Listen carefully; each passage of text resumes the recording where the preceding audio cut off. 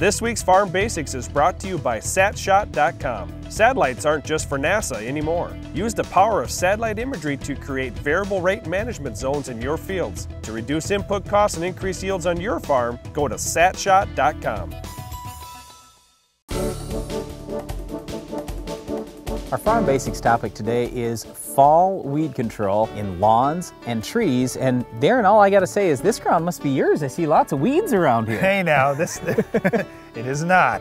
But I tell you what, it really doesn't matter. If it's ground that you're renting or ground that you own, you do need to take care of things around. And this just happens to be right along the edges of one of our fields. Rented fields. Yeah, however, we don't own this tree belt here, but there are some weeds in there. And you think about it, man, I can't, while I'm going through the summer, I can't really be spraying out into those trees. I'm gonna damage things, or I can't spray around my house. I'm gonna damage flowers or my neighbor's garden or something like that. So we're gonna talk about how to solve those problems today so you don't have to worry about it so much next year. And really it comes down to timing. That's the first step, is you want to spray early in the spring or late in the fall. Now as the leaves are dropping off the trees, as the flowers are dying from maybe that first frost you had in your area, now's a great time because you really can't hurt any of that stuff. All you can do is kill these weeds. The other side of that is many of these weeds are biennial or perennial weeds that now that they've had a little bit of signal that, you know, fall's here, winter's getting really close, they're pulling a lot of nutrients down into those roots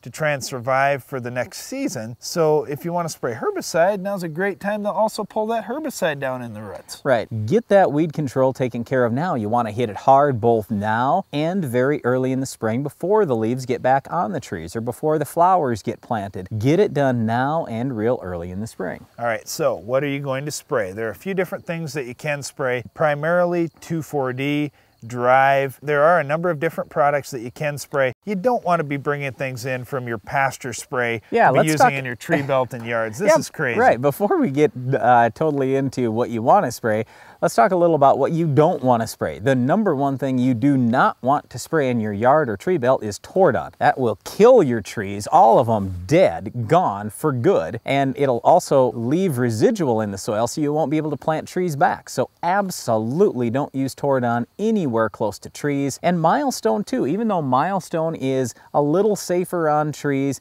we still don't recommend it in tree belts unless you're 100% sure that it's not going to damage the specific trees that you have. The other thing to keep in mind is safety is a real big deal, especially when you're using a backpack sprayer, or maybe you're riding on a four-wheeler and just squirting around a little bit. For that reason, I really do like 2,4-D. As herbicides go, it's really not all that dangerous. You still want to be careful, wear gloves and boots and eye protection, those kind of things, but you'll do that with anything that you're using. The product that I recommend that people avoid is Banvel or Dicamba. There are a lot of people that'll throw a little Banvel or Dicamba in their mix. I don't recommend that. That is not as safe a product as what 2,4-D is. Now let's talk about rate and exactly how to apply it. Typically, I'm using at least 6 ounces of an amine product per gallon of water in my backpack sprayer, but it really depends on how fast you're walking, how much you're going to soak the weeds down, those kind of things. So you may have to make some adjustments for yourself. And my recommendation is to use the very maximum labeled rate because 2,4-D is a good contact killer. It also leaves residual though, so I want to use as much as I possibly can. I'm only spraying a little bit. What's it going to cost me? An extra $4 to use a little higher rate?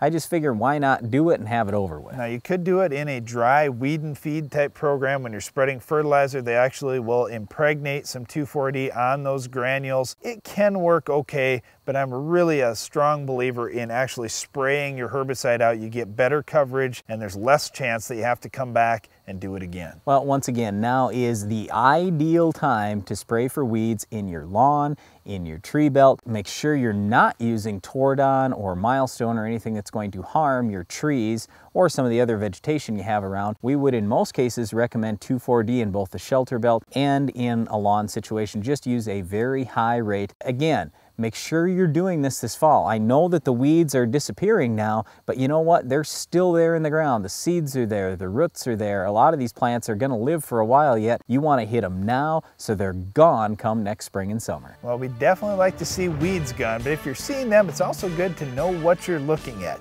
Can you identify this week's Weed of the Week?